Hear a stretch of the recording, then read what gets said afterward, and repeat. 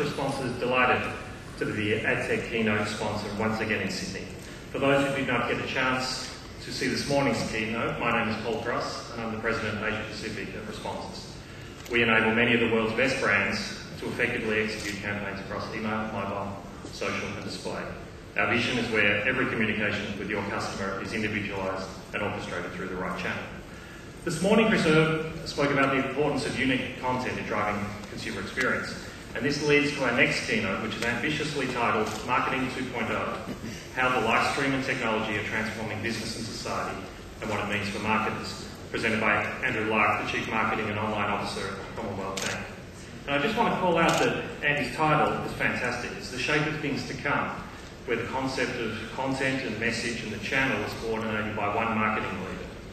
As Simon O'Day mentioned this morning, CMOs are assuming responsibility for the technology and the data that drives revenue. There's very little I can tell you about Andy that you can't discover online. He's an opinionated publisher, blogger, commentator, freely expressing his knowledge online via the Daily Lark, his top 100 ranked marketing blog, and his book, Get the Message. He certainly practices what he preaches, and he leads by example. In his spare time, Andy has built a stellar career, achieving global positions at Sun, Dell, and as I mentioned recently, he was appointed to the lead marketing position at Commonwealth Bank. And he's also been a successful entrepreneur in Silicon Valley. He sits on a variety of public and private boards and as a proud New Zealander is a huge supporter of the local marketing and technology industry. And fortunately for his family, he has no interest in golf. So please welcome Andy Lark.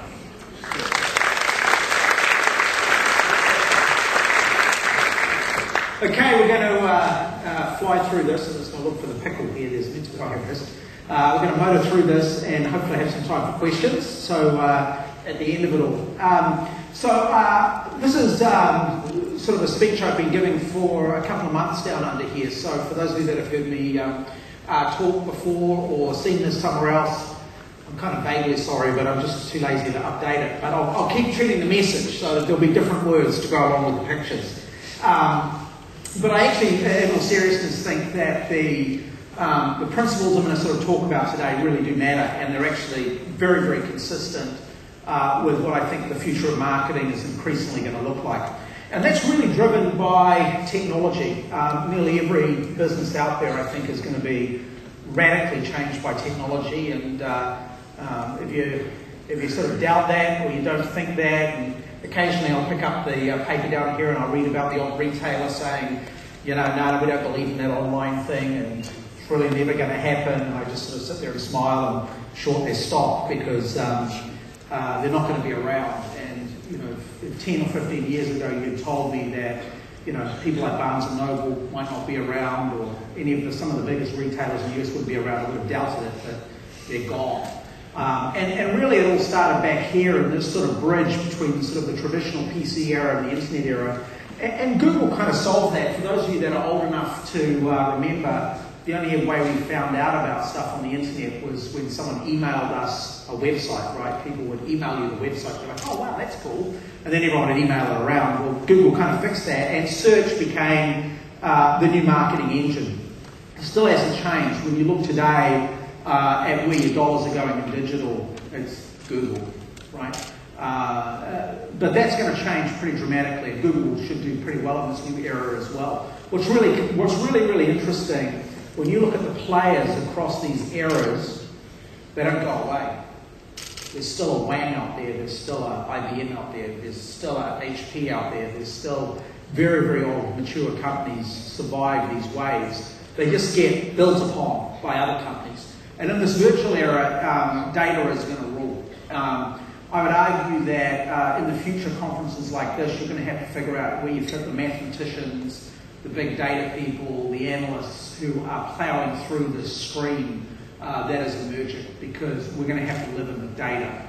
For the past 10 or 15 years, we've figured out how to help people find us. Now we're going to have to figure out how to find them. And that's probably the single biggest message you could leave here today with, because we're entering into the age of data and information like never before. And that data is sort of being rapidly powered by this enormous shift that's going on in social and everything around us. Look, you guys have heard all these numbers day in, day out, and every good speaker gets up and looks for the shock and awe factor of all the stunning numbers. But what they don't often talk about, I think, is the profound societal change that has gone on beneath this. Information has sort of always been power, but if you think about the nature of information in the past, information was predicated heavily upon humans sharing information with someone else. Think about those of you that have got married and where you met your partner, right? And you met your partner typically because someone recommended them to you. You should go on a date with them, or you should go and meet this guy, you've got to meet this girl, or whatever. You connected through other humans. That's changing, right? Suddenly these recommendations engines, these algorithms find you the perfect match. 1 out of 8 married couples now meet online. I heard a number the other day which I've yet to find any real source on. Like most numbers about the web, it's like vacuous, but 3 out of every 5 gay couples that have got married actually met online as well. So really stunning shifts going on. I mean, how many of you have been out and bought a book on Amazon? Most of you wrote a book on Amazon. For me, that's not the interesting data point. The interesting data point, and I can't really see very many of you due to the lights, but you'll get this idea. How many of you have been on Amazon to order a book that someone suggested you go and order, and then didn't order the book because you looked at those little stars and you looked at someone's recommendation? Someone you didn't know versus someone you trusted, right? And that's a fascinating thing. The nature of trust has shifted as the nature of information, and that's going to profoundly reshape marketing. For those of you that are sitting there going, okay, what does this mean practically? I have to leave here and tell my boss how I justified my conference fee. The number one thing, you need a recommendation engine inside your website really bloody quickly, because the people who do have these recommendation engines built into their site, they're the ones that are winning frequently the retail war. So very, very practical impacts of this shift in trust and the nature of relationships. You know, I look at LinkedIn, I see they're a sponsor here all the time, but you know, I can't imagine recruiting anyone without starting on LinkedIn, right? If I want to find out about a new recruit, someone who comes to me for a job and I'm thinking of hiring them, I friend them on Facebook and figure out what they've been up to, right? There's no better reference check than someone's photo album on Facebook. And really that's because power has shifted. And I think this is a really big idea that most marketers still struggle with today. And we're entering the transparent age.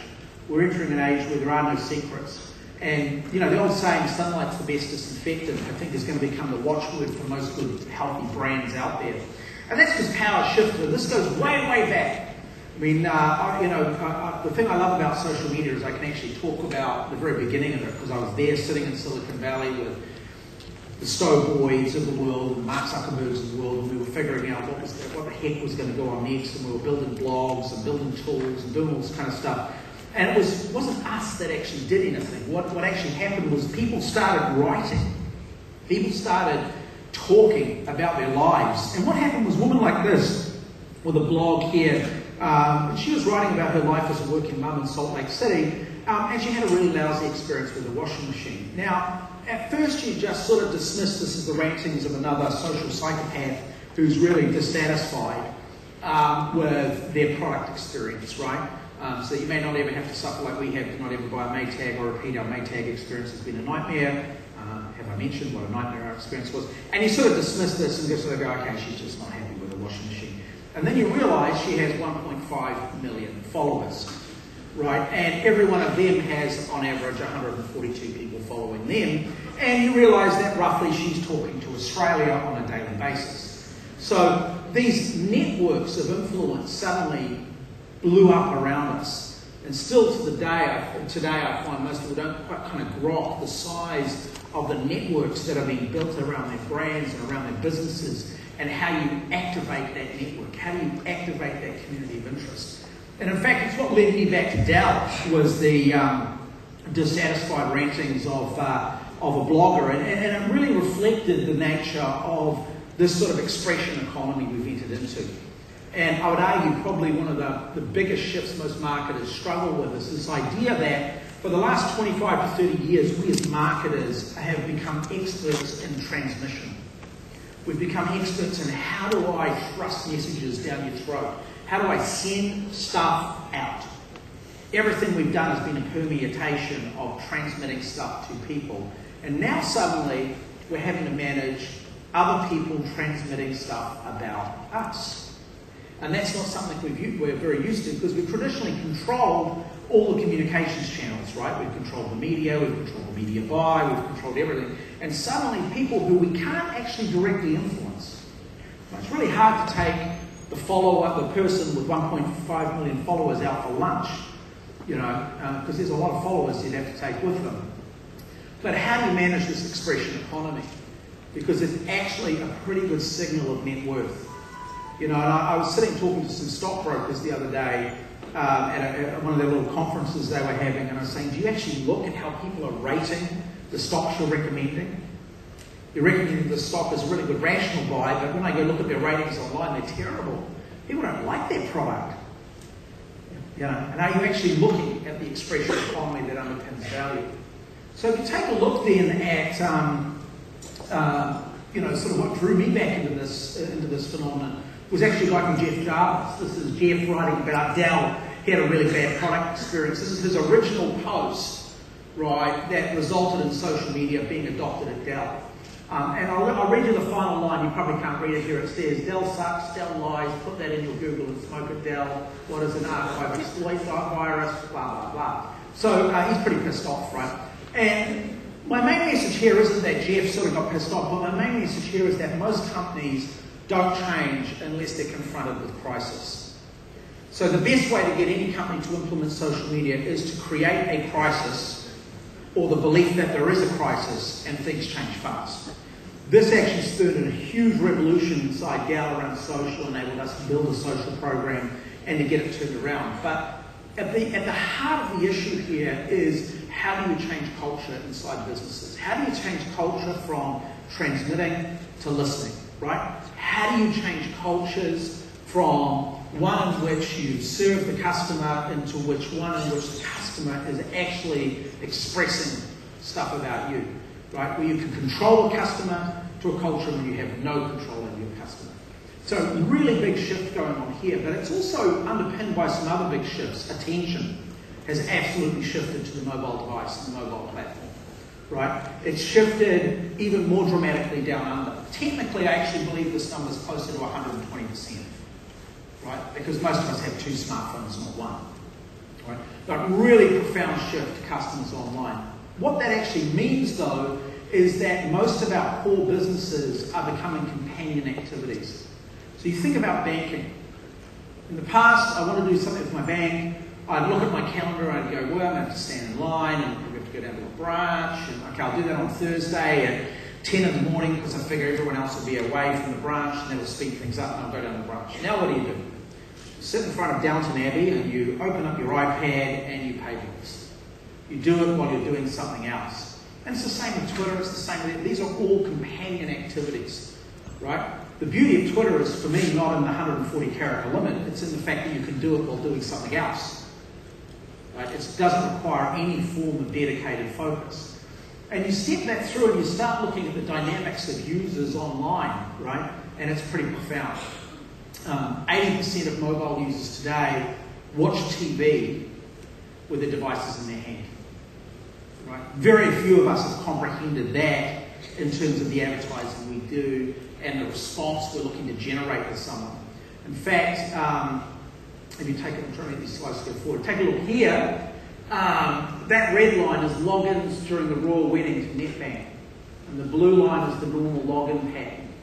Okay, so you can see in the later in the day and the evening in particular, everyone's logging in and checking their bank balance and figuring out if they have enough money to go out and party. About 40,000 more people during the royal wedding logging into NetBank to check their bank balance. Right? So suddenly, all these other events, any event which attracts eyeballs to a screen has a profound impact on your online experience and what's happening online. And really, that just reflects the shift to social. Email is rapidly dying, right, and being replaced by social mediums. Now, email's not going to go anywhere fast. It's going to be around for decades more, but at the end of the day, this notion of the stream and the information stream has been driven by these companion activities on mobile devices, right? And that then gives birth to a whole set of new things. And probably the most important is data and the growth of big data. And as I said, as I walk around the floor out here, I think it'll change dramatically over the next 5 years. Out there will be BI firms, analytics firms, math firms, more of us are going to be recruiting not marketing people out of university, but scientists, algorithmic experts, folks who can mine the data, right? Because we're going to live in the middle of this data stream. So what does that mean and what do you do about it? There's a couple of things. Trying to get these to go forward a bit more of a pace for you. First up is you have to participate. You have to figure out how you become content creators. A few of my team are up at South by Southwest, and about a week or so ago, they sat down and said, so what do you think will be the big thing at South by Southwest this year, Andy? I said, it'll be content. And it is, so I wouldn't have bet. But the transmission is really now insufficient. You guys getting my clicks here? This is not clicking forward. Right. We've started that off with, obviously, a blog. Now, it seems rather conventional, but I'm still stunned when I come down here to Australia how few companies are actually allowing anyone to leave a comment on their website. I did a little look across the top 100 sites in Australia from businesses. I think it was like 11 of them had any capability to communicate with a user around any kind of social content. The vast majority of these sites were still stuck in transmission mode. Indeed, we just got this launched probably a couple of months ago. Really great effect. So you have to get into the business of producing content, right? And from that process, everything changes. Now, I'm going to take a little bit of a segue here because this is a great example of content creation. This is a blog built in WordPress. It's a business that I got involved with about 4 or 5 years ago now with a big league management guru called Gary Hamel, Professor Gary Hamel. And Gary and I were sitting around after a conference, and I've just done a similar speech to this on future marketing, future business, and we were talking a fair bit about how the world is going to change. And what we were talking about was how management hadn't changed, and how most of us are trapped in companies with really arcane management practices. But there were a few glimmers of hope out there. There were companies out there doing really revolutionary things. You think about it, the way we manage a business today, even the way we manage marketing, that was invented roughly at the start of the last century, based on British military constructs and the need to get people to turn up and work in steel mills and textile mills and other things at a reasonable hour. Right? Not much has changed, but everything else has changed around it.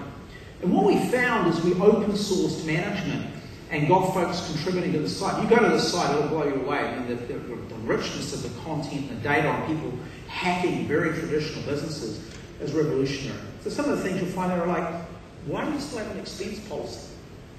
Why do businesses have expense policies? We don't measure you on the effectiveness of it. It's not really a contributor to anything. We do want you to manage profitability, right? So why don't we just hold everyone accountable for the profitability of their group or their business?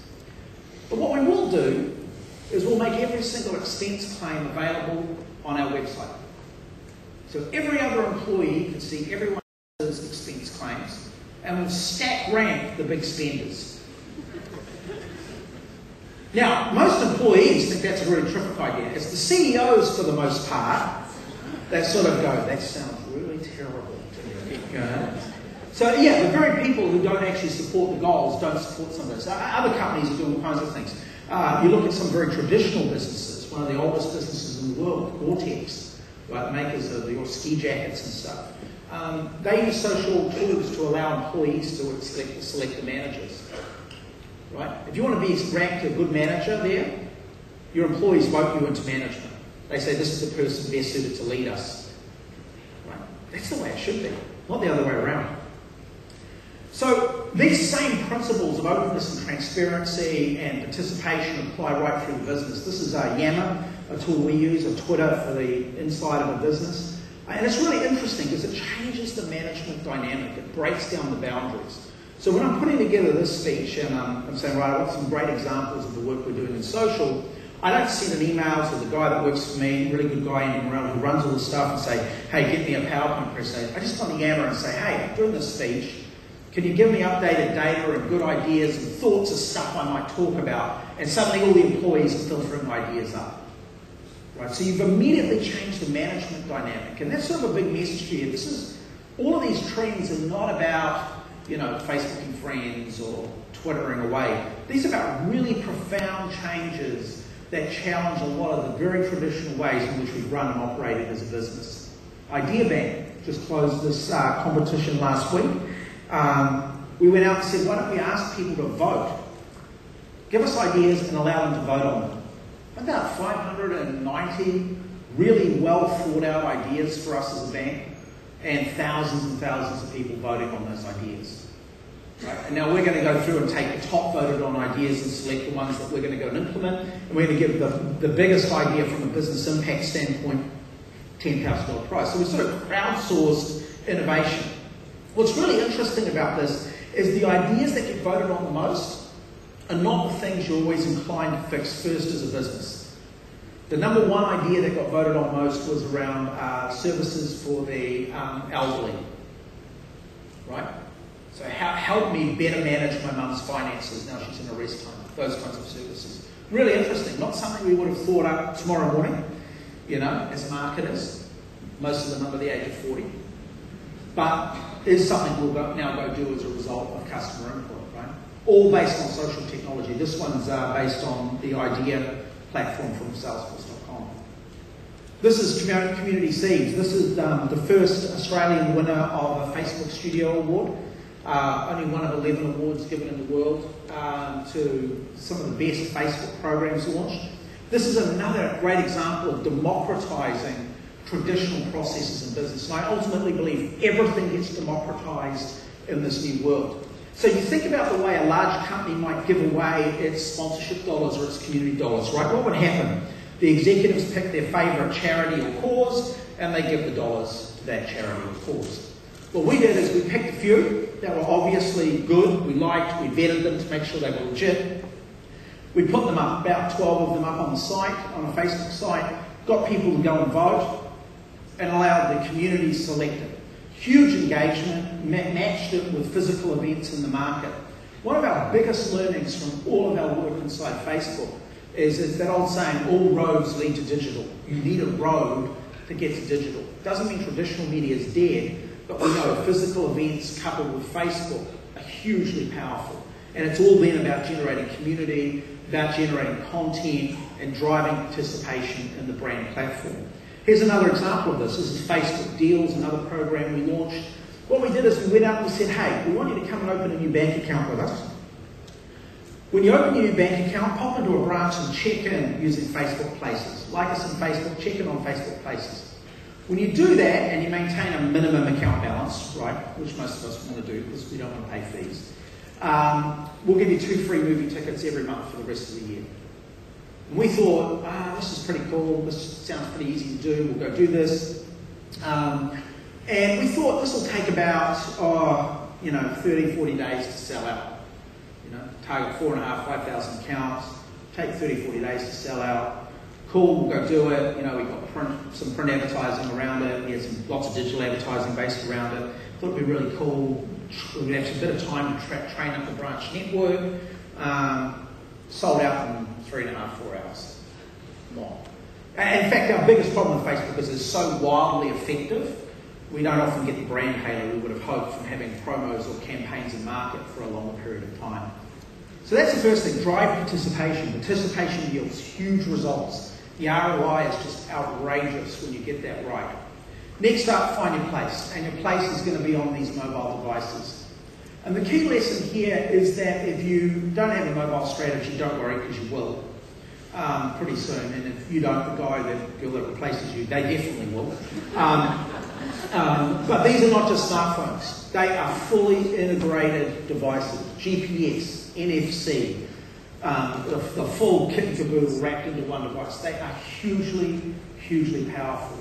And if you don't really understand all these things these devices can do, and most of us don't. When I sit with people and I start talking through what their phone can do, they kind of look at you and go, I have no idea it can do all of that, right?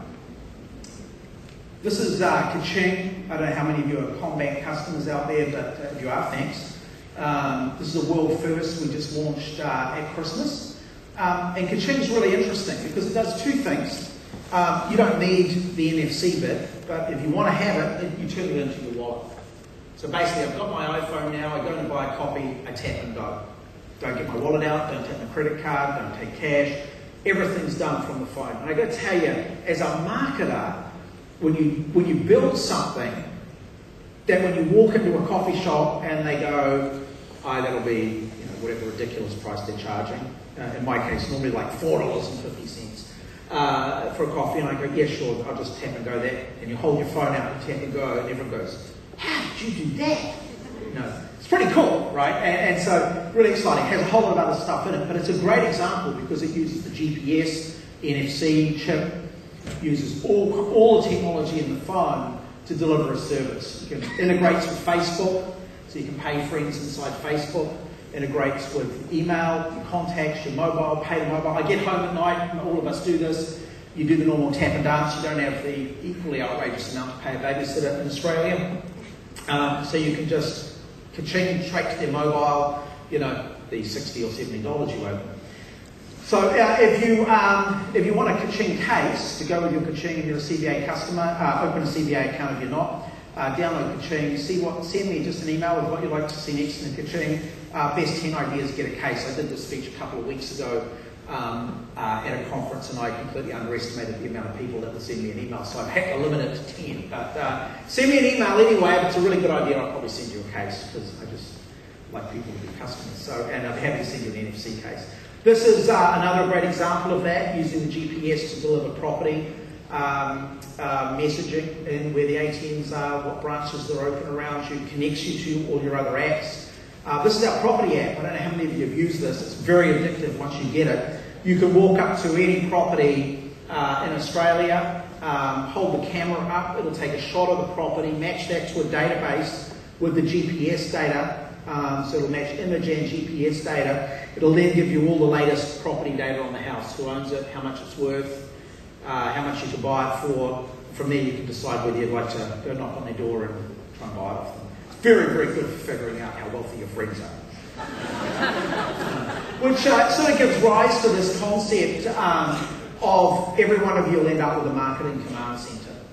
Every one of you will end up with a place where you're sitting, monitoring these conversations, monitoring this enormous volume of data being generated as people stand in front of properties and select homes or are on ka-ching, buying stuff, looking at this data stream and going, what can I do to serve this customer better? This actually is Dell's social media and marketing command center that we set up when I was at Dell. Monitors about 22,000 online conversations every day and routes those conversations for people to take action on.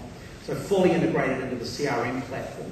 Uses a combination of Radian 6 and Salesforce.com and all kinds of other fancy things, but it's a great example of sort of technology and marketing sort of converging together into a common sort of platform.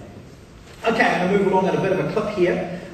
The reason those social media command centers become really, really important is because they are where customers are going to express themselves. I mean, if I have a problem with an airline, as anyone from Air New Zealand here will tell you, I don't phone a call center, I just tweet it.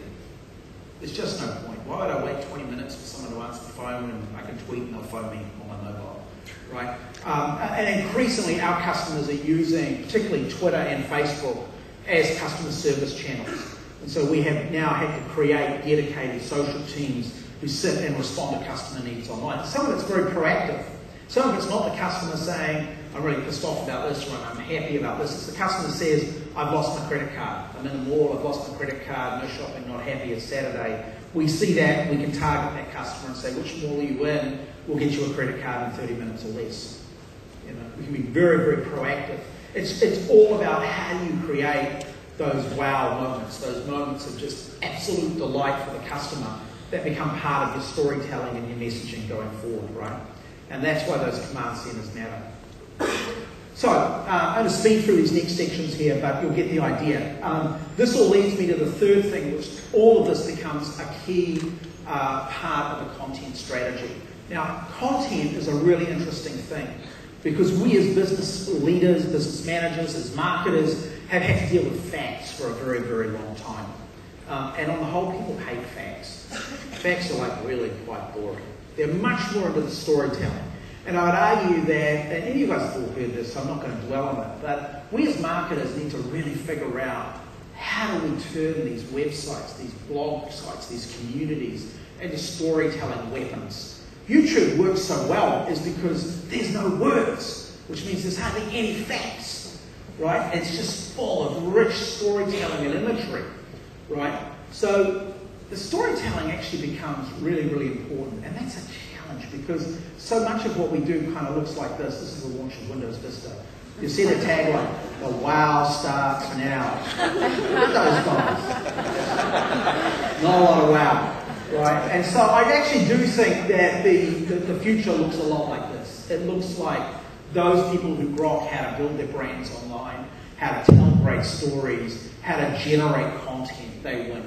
And if you look at someone like a Branson, well, he's just a genius at is generating great content, right? The mythology around the content just grows. It's so good. But that actually matters because it actually gets right at the heart of probably one of the most important revolutions going on around us, and that's the growth of the tablet. And the tablet has given birth to a completely new generation of consumer, and that's the information consumer. The person that is just going to absorb vast tracts of video and written content and visual content, right? And this is an entirely new medium. I think still to this day, I see too many people thinking it's just another screen. It's the third screen. Like, it's not a third screen. It is something totally different. It changes information consumption patterns almost and completely. And what's really interesting is it starts to commoditize and democratize the link. Because suddenly those links that you're connecting to and you're viewing, the velocity just starts to accelerate. Well, I don't know how many of you are measuring links inside your business, but a link index is a really interesting way of finding out what people care about inside your business. You mine the links that are being shared by your sales force, and you get a really clear idea of what's important to them, right? So these tablet devices are just exploding link velocity out.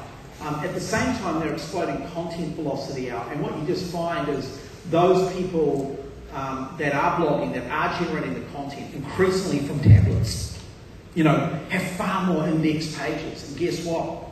We all know what that means. They're just found more often, talked to more often, bought from more often. And the really smart ones are now tracking expressions. There's probably no one smarter than Mr. Coke. You look at their YouTube site today, 146 million views when I last updated this presentation, changes all the time obviously, on their site. Only 21 million of it on content generated by Coke. So it's a really interesting dynamic because what they've been able to do is focus not just on the expressions that they generate, but getting other people to generate expressions on their behalf. And that's a sign of a great brand at work, right? That's a sign of a really rich, exciting brand when they've got that much content being generated by other people, by their fans. And a lot of it too is this is some content we made, and it gets back to storytelling. Not all of it has to be fact. This is a little mockumentary we made about the world of financial planning, an incredibly dull subject, try to be humorous by being, but it actually works pretty well. What's really interesting though is if you put this on our site, which is the natural place you put it, it dies. You put it on YouTube and you cross-link across all kinds of other sites, 90% of the views come from there, not from putting it on our site, despite the fact we've got the fourth most visited site in Australia today. Final 2 points. As you do all of this, you have to figure out the reward system. We should be under no illusion. The bit I got wrong about South by Southwest is I thought more of it would be about gaming, because gaming is absolutely the future. For those of you that suffered through Harry Potter and the Deathly Hallows, I think that was the last Harry Potter one, I've lost track now, was one of the biggest selling movies of all time last year, biggest selling movies of last year. Opening weekend grossed about, I think it was about $98 million in its opening weekend. Pretty good opening weekend for a blockbuster. What was interesting is Call of Duty Black Ops 3 launched exactly that same weekend. Call of Duty Black Ops 3 netted $350 million. So we have entered the era of gaming. If you took the time to read through Facebook's filing for their upcoming stock listing, $500 million of their revenue comes from gaming, from Zynga, subscription revenue. So you should be under no illusion that what the underlying force behind all of this is gaming. And if you don't have a game strategy, if you're not sitting there figuring out how to build games to engage people, how to reward people in a similar fashion to games, you miss out on the revolution. And this can happen at any level, at any place, at any point in time. This is Coinland, for those of you that had a Dolomites account. This is Coinland, brought to life online for kids. We have about 1.2 million active players in Coinland in Australia. It's not bad for a country with 20-something million people in it. So really great sources of engagement where you invest, right? Facebook, as I said, is principally a gaming platform when it's not an information platform, right? Really, really exciting when you start figuring out how to engage with the end user in games inside Facebook. And not all of these games have to be sort of wildly serious. This is Chore Wars. Great way to get your kids to do stuff around the house. Turn it into a game, right? And huge effort is going to go to figuring out how do you turn everything into a game to get people to engage, to get people to participate.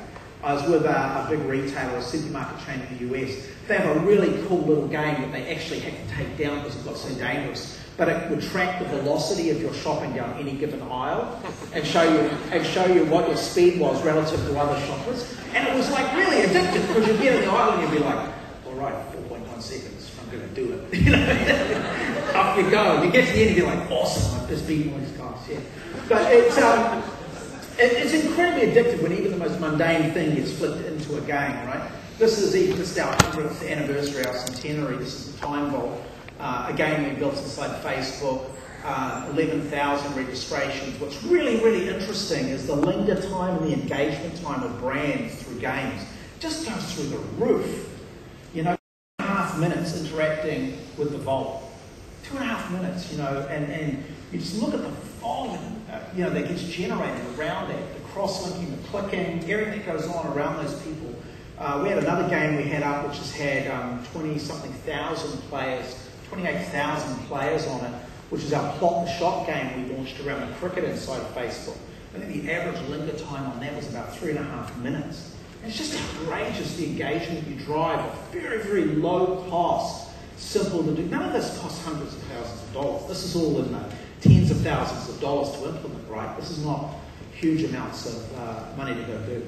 The final thing I wanted to touch on before I take some questions here was probably the most important thing. It's sort of where it gets all soft and mushy, but it's actually quite important. I do think the reason that most businesses fundamentally struggle in online and in digital and in social is they're actually not very clear on why they exist. Now, we're all here to make a crap load of money. We should be very, very clear on that. But it's not sufficient. And it's not sufficient because if that ultimately is your goal, the way you best get there is through a very, very, very clear purpose. And when you look at the data, it is quite staggering around the notion of a purpose-driven company in this new world.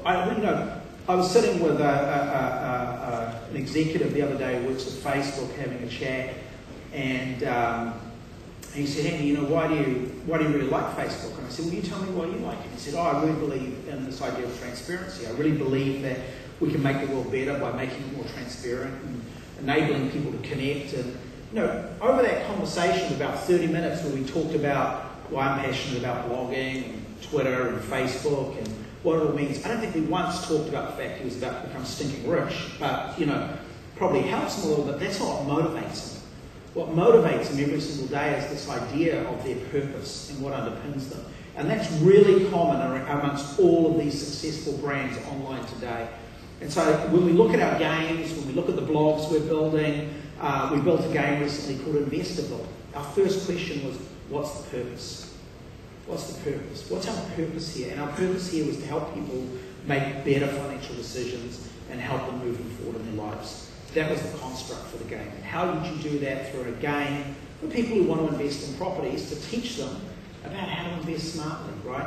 And so purpose actually really does matter. And that manifests itself in really simple and profound ways. So when you think about this and you start applying it to businesses and you start asking employees why they exist, you get really interesting answers. Now these are some US examples. One of them really applies here. But you could say, you know, why are you a baggage handler? Well, I'm here to get the bags on the plane. You ask that to someone at Southwest Airlines, and they'll tell you all about how they give people the freedom to fly.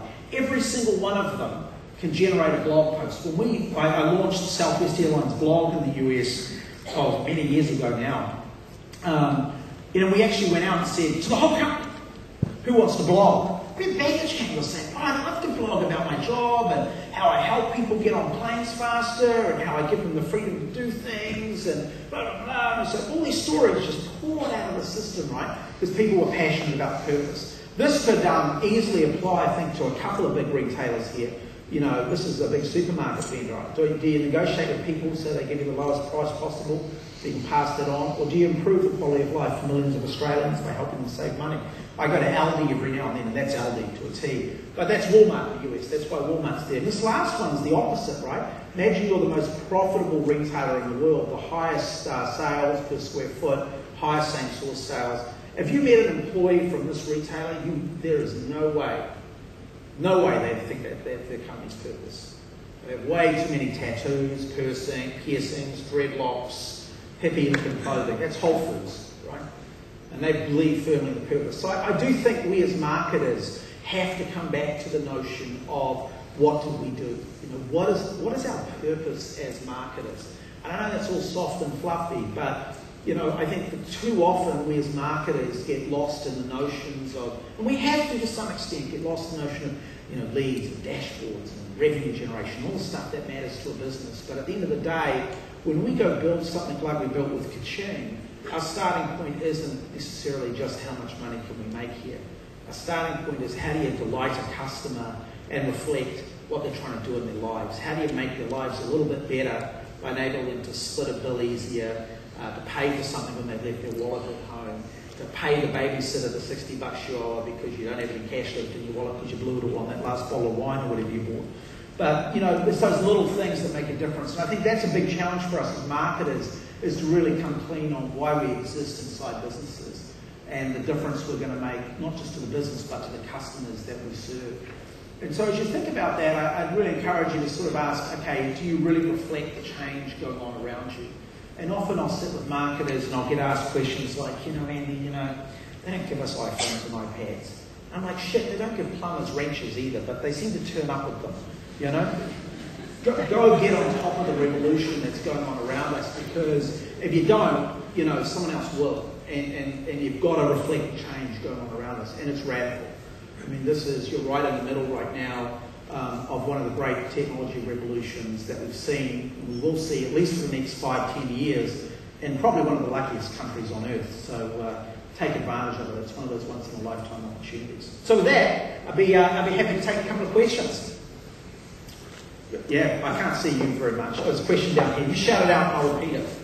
Andy, I'm Diego. I'm from Concept. I started 6 months ago. Oh, okay. Good. Welcome. I'm the head of analytics. Yeah. And when I looked at all this stuff, I thought, how come I didn't know that? Okay, so in the world of big data, the world that is immersed in data every day, every minute, how do you see us actually making sense of that and sharing that, not just with my stakeholders, but with customers? Okay. It's overwhelming. Yeah, look, I think how do you make sense of big data? How do you share what to do next? The simple answer is you don't have the skills right now to crack that in nearly any business, right? So the simple answer is you have to look at the Palantirs, the Mu Sigmas, the just world-class. Look, Palantir, you go look at those guys, they're truly scary, right? So you have to look at that. And secondly, marketing has to get very, very, very close to the CTO and the CIO. So I spend at least, I'd say, 30% of my time with technology executives. And on BI and analytics, for instance, where we've got a very large project underway called, for those of you that are geeks, you'll know what I mean, but in-memory computing.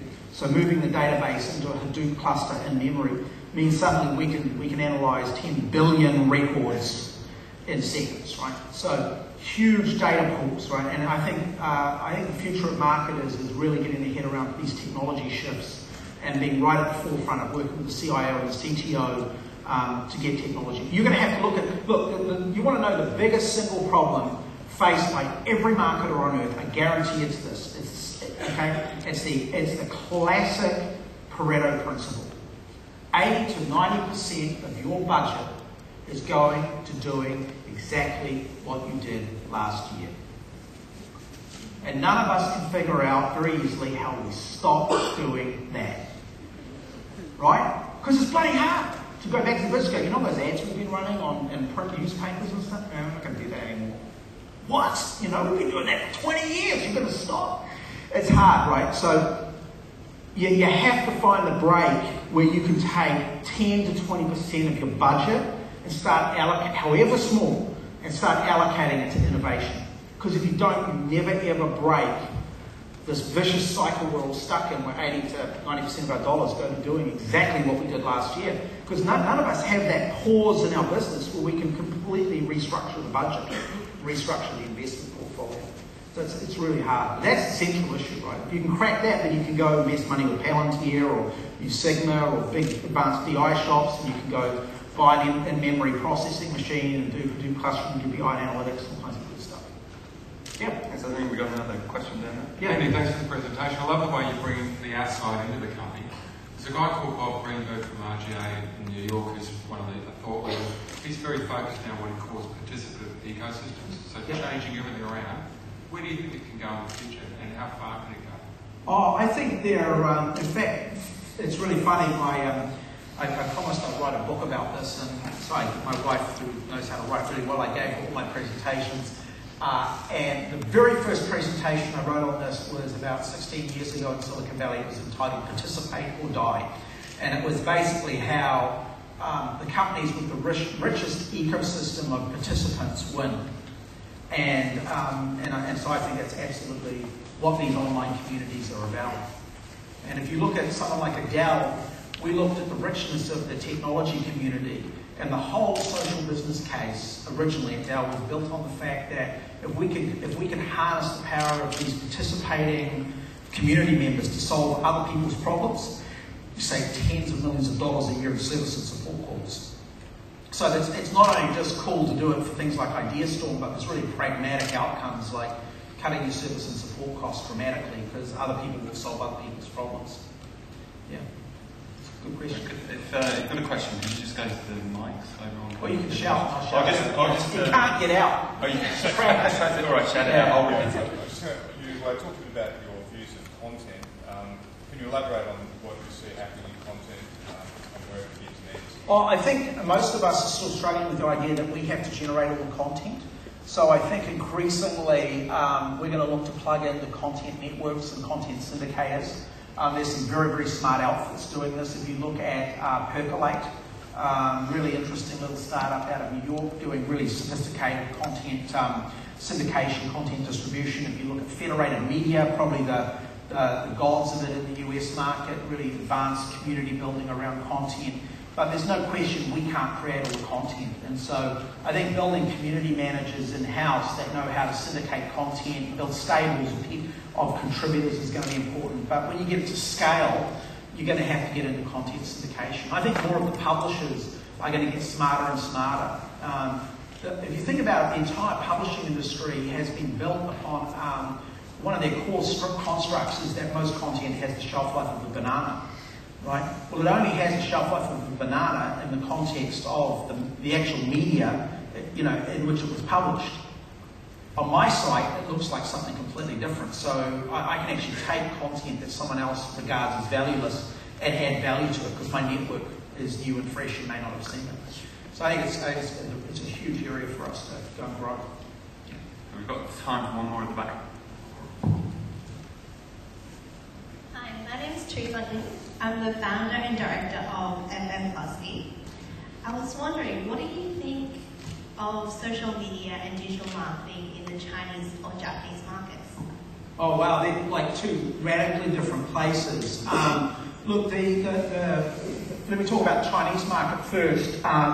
The popular view, obviously, of the Chinese market is many of the traditional social media platforms are either blocked there or don't operate there. In fact, when you get into China, there are a lot of magnificently rich and vibrant and incredibly large social networks in China, like huge. Their social networks will be as big as Facebook is globally inside their market. So incredible richness inside the market, less richness in terms of the global ecosystem. Japan is much more similar to the rest of the planet, being just incredibly rich. And so if you're looking to target those markets, you have to crack the code on social media. If you look also inside, and particularly in China, which I've spent a lot of time there, the gaming market is just on fire. I mean, the scale that gets achieved in mobile games in particular is just staggering. You're talking, you watch games just go through the roof, millions and millions of downloads in a single day. So really vibrant markets, driven heavily in both cases by the mobile, not by the browser. By the browser, I mean the PC. The mobile is the entry point into just about the entire web ecosystem. So mobile games, you look at the rise of, the name just gone straight in my head, but the rise of the small format novels. So you buy these little books and you subscribe to them and you get a new chapter every day on your mobile phone in the morning. Completely different shifts in the way things get published and distributed. So really fascinating. I mean, honestly, if you get a chance, you should just seriously take a working vacation and go to hang out in Shanghai or Tokyo for a week, because it just blows your mind what's going on up there. It's just incredible. Yeah. Andy, I've got one question for you. It's clear from everything you say on stage, you really believe in what you're talking about. Digital is obviously a very passionate thing for you. The rest of the Australian market, are we really seeing that and getting the same level of interest from other brands? Or is it just that, are you driving this, or what's it's really interesting coming down here. Look, you've got to be so bloody careful to, criticise the place you're living, right? Not good. But look, I mean, digital is probably 2 to 3 years behind the US market here in terms of implementation, particularly of the CRM platforms and the overall marketing automation platforms that you need to underpin it. I'm really stunned at how far behind I would call the e-commerce platforms are. I'd say 10 years behind the US market. I mean, you come, and I don't know that anyone can make that work down here just now, because it's, if I want to buy something from Gilt or Rulala or Amazon, I go to any one of the globals, Net-a-Porter, Mr. Porter, Fab, you go through the list, and it's just, you can get everything shipped here. It's quite amazing. I don't know how they get away with that, but so there's definitely a lot of challenges. But that's the thing you do have down here, is you have an incredibly rich and vibrant creative community, off the charts creatively. I mean, the creative work done down here on online rivals the very best in the world. You have some of the very best media buying and media strategy I've seen anywhere in the world. Remarkably good. And you've got really good coding shops and really good developers. I mean, the application Kaching that we built was built here. It was built by a combination of the White Agency and a little tiny mobile development house called Vermont. You could not get that built in the US that easily. Really hard. So the great thing about it is that in its kind of organic early stage that it's in, it's actually really easy to get stuff done. Right? Whereas you go to the red hot development shops in the US and you want to get a mobile app, it's like take a card, get in line,